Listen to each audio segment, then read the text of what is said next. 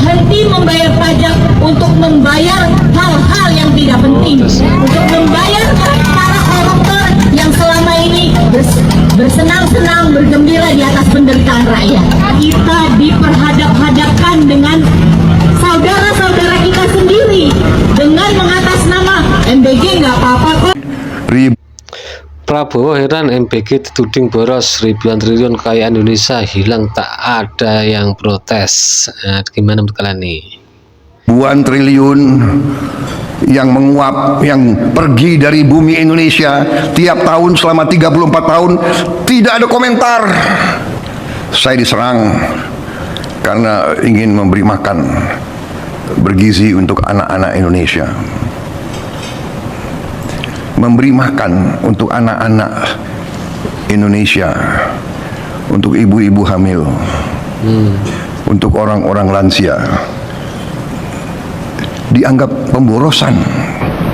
Tapi ribuan triliun yang menguap, yang pergi dari bumi Indonesia tiap tahun selama 34 tahun, tidak ada komentar, tidak ada pakar yang protes, tidak ada investigasi. Kita mau beri makan kepada anak-anak yang jelas-jelas minimal 1/4 anak-anak kita stunting. Sebagian besar juga tidak banyak yang tidak makan bangga sekolah. Kita dituduh pemborosan. Kita dibilang ekonomi mau kolaps, harga saham akan ambruk, mata uang akan melemah. Alasannya karena boros. Mau ngasih makan kami kan, mau ngasih makan anak-anak kami kan, masa kami nggak boleh ngomong, masa kami nggak boleh kasih rekomendasi? Permisi, mau ngasih makan kami kan, pakai uang kami kan, pakai uang kami, pakai keringat kami, yang kami harus serahkan dan nggak boleh berdebat, pajak main potong. Oke. Tapi ketika Anda memberi makan kami, anak-anak kami, please be civilized, beradablah. Betapa hinanya anak-anak kita di mata negara, diberikan makan sampai keracunan. Dan apa tindakan negara? Adakah kompensasi? Adakah permintaan maaf? Adakah ganti rugi secara sosial? Nggak ada sama sekali ya. Bahkan banyak keracunan pun nggak ada yang bertanggung jawab, nggak ada pelaku yang ditangkap. Coba kalau penjual cilok pasti sudah ditangkap. Bapak ibu yang tidak punya BPJS ke rumah sakit merawat anaknya berhari-hari tanpa kompensasi, dan kita berkata kita sedang membela orang miskin. How dare you? Bagaimana mungkin? Mereka bahkan tidak bisa punya iuran BPJS.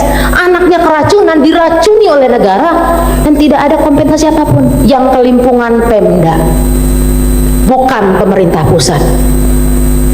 Jadi sebenarnya kita harus bertanya, Bapak Ibu Dewan yang terhormat, bagaimana sih cara kita menjalankan negara ini? Anggarannya kira-kira bisa menjadi berapa? Ya, karena kita harus melakukan efisiensi nih dari program MBG ini. Kalau diteruskan dengan jumlah anggaran sebesar ini, maka negara akan bangkrut, Pak. APBN kita nggak akan kuat, dan pemerintah baik di pusat maupun di daerah tidak akan bisa memberikan pelayanan kepada publik sesuai yang dibutuhkan. Pelayanan kesehatan akan terganggu, pendidikan akan terganggu. Tadi sudah disampaikan oleh teman-teman sendiri, beasiswa itu sudah berkurang, gitu kan. Anggaran penelitian juga sudah berkurang. Jadi ini harus ada efisiensi besar-besaran di program ini.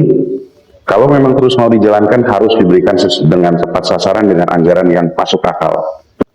Inilah semua program Pak Prabowo. Yang pertama, koperasi merah putih, pengadaan mobil dan segala macam, gerainya yang diduga di markup, dan yang terakhir adalah pengadaan kipas angin, yang satu kipas anginnya harganya 11 juta. Dan yang lucunya, pengadaan kipas angin seharga 11 juta itu Menteri Koperasi Desanya nggak tahu. Dia nggak tahu, padahal sudah menghabiskan anggaran sebanyak 1,8 triliun untuk pembelian dan pengadaan kipas angin tersebut.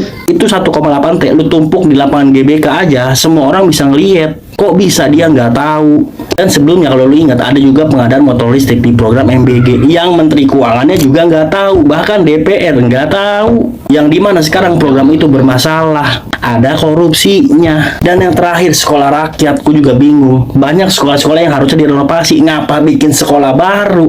Di mana di dalam pengadaannya juga diduga di markup. Sepatu 700.000, bingkai presiden harganya jutaan, hanya untuk bingkai doang. Monyet nggak? Dan yang gue bingung, orang-orang yang dukung rejim ini selalu membahas ketiga program ini untuk kebaikan dan untuk masa depan negara kita. Tapi mereka nggak pernah bahas nih hal-hal yang kayak begini, nggak pernah mereka bahas. Tapi ketika untuk pelayanan kesehatan, gaji guru, infrastruktur sekolah, presidennya malah teriak-teriak kita membutuhkan uang. Nah yang tadi awal gue sebutin nggak teriak-teriak kayak gitu, duitnya ada tuh. Dan yang parahnya ketika ketiga program ini bersikeras dilanjutkan, gue cuma bisa bilang selamat datang di negara para bajingan.